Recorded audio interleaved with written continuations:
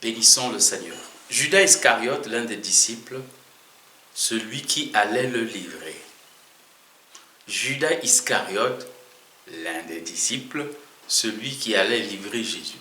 Jean 12, 4. Contradiction franche et brutale. Disciple, c'est celui qui suit le maître, celui qui sert le maître, celui qui vénère le maître.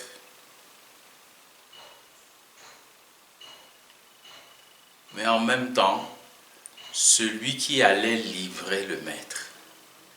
Cette contradiction, à son apogée, s'appelle Judas Iscariote. Alors,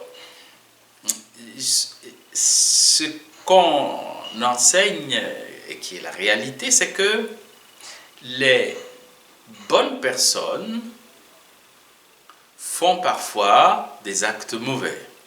Tout comme les mauvaises personnes, il leur arrive de faire des actes bons. Mais ça, c'est la contradiction qui est chez Pierre, Simon, fils de Jonas, qui voudrait défendre le maître, mais finalement, s'il faut le faire à main nue, c'est-à-dire être capturé et recevoir un sort qui ressemble au sien, non. Il va renier encore et renier encore son maître.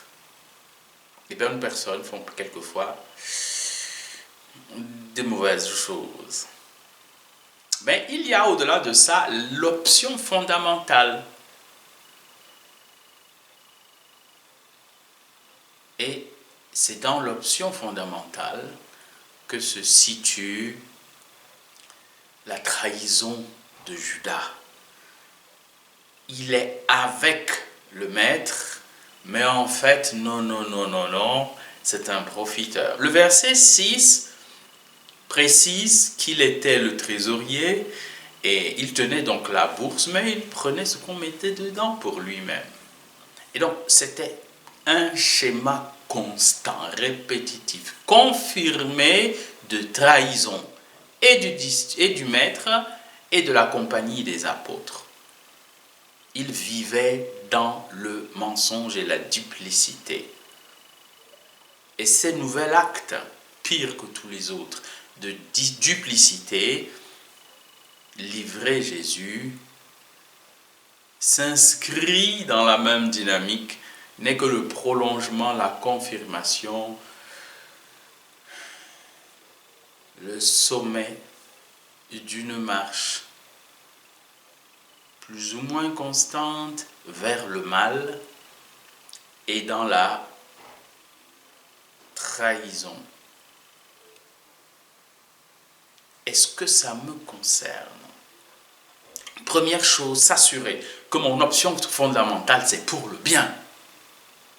C'est-à-dire, si j'estime être une bonne personne et que je reconnais que je fais quelquefois des choses mauvaises, pense des choses mauvaises, ou dit des choses mauvaises, ou omet de faire des choses bonnes, il faut tout faire pour éviter que ça devienne un schéma